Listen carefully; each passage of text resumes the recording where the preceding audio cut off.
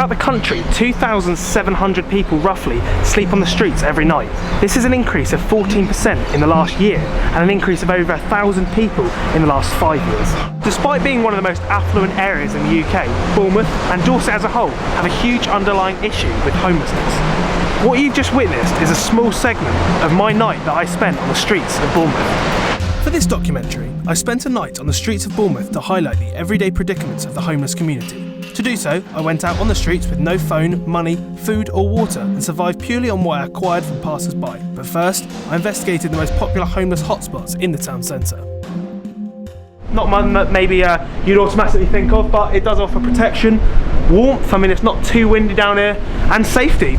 In the middle of the town at night, when people are drunk and you're sitting there with not many possessions, you're going to be a target, especially if you're trying to get some Zeds.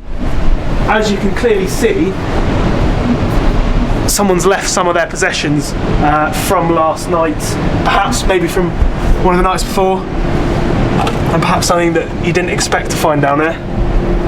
One of them.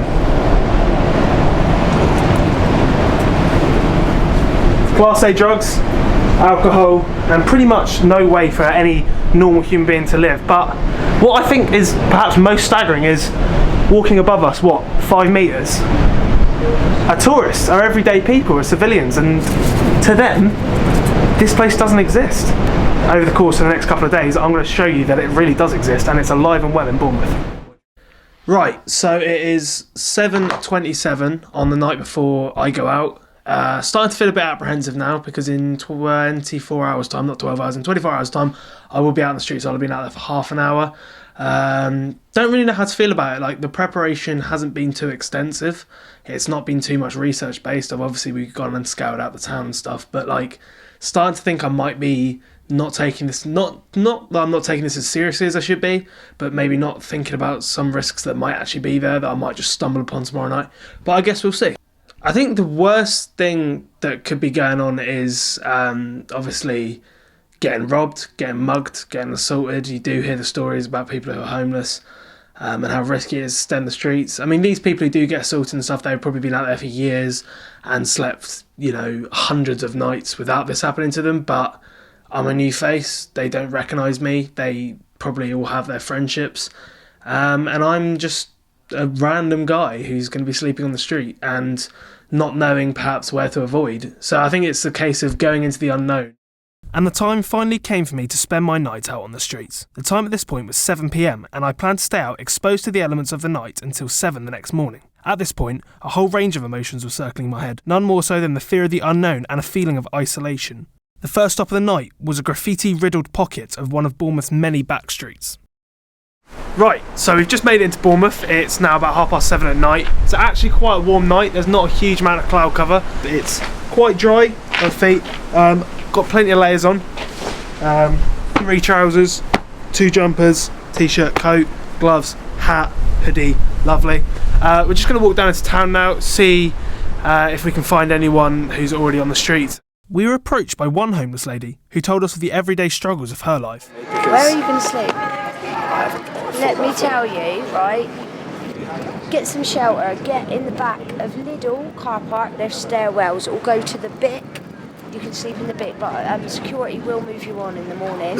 Don't leave your bedding outside, put it in a blanket and hide it in bushes, because the council come along, any of your clothes or bedding they find, they take and throw away and leave you without bedding for the night, so hide it. Yeah, so the bedding you do get together, you then go and hide, because you can't possibly carry it about all day, and then you go back to get it and the council have taken it. All the bags have been ripped open and they're soaking wet, so you've got nothing to sleep in. So good luck.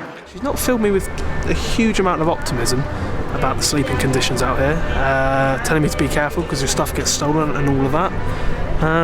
Looks like I'm going to be sleeping with everything, well, not that I have much on me, but it looks like I'm going to be sleeping with my possessions firmly on my side, and I'm not going to let anyone know if I have anything, what I have. So we're here at Bournemouth train station. We just quickly hot-footed it here. It's getting later.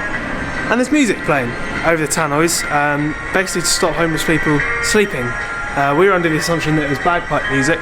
Obviously they've changed up their repertoire slightly, and now it's,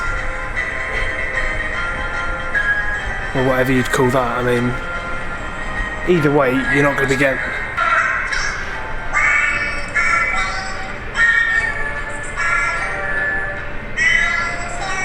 Well, I want to speak to the person in charge who thought that's a good idea, because that's weird in anyone's book. At 2 in the morning, I decided to beg for some money. I thought this would be the perfect time as students started pouring out of various nightclubs. I spent around half an hour begging before deciding to leave, as a group of men were acting very suspiciously, hanging around where I was sat and whispering to each other. I wasn't sure whether they were going to rob or even attack me, so I decided to get out of there and try and get some sleep. Right, so it's about 5:45, I think. I've given it a good go sleeping on there, but I think we're going to end it there. I've slept on literally nothing quite as uncomfortable as that before.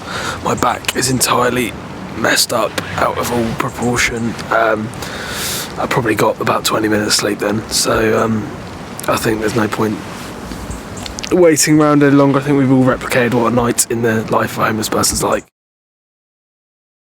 Right, so it is the morning or afternoon after the night before. I've had a shower, I've had a shave, and I've eaten.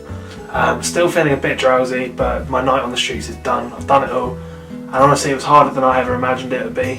And I've really had my eyes opened to this world that I never thought I would do. So I'm grateful for the experience, and you hope that the work that the charities do, that the community does, supports them and gets them through it. Speaking of charity, we have set up a Just Giving page. The link we're going to put here, so hopefully in the edit the link will now be there. And if you can donate anything, if you can have any spare change, it would be greatly appreciated. It would go to a fantastic cause, and it will go to help these vulnerable people in trying to get their lives back on track.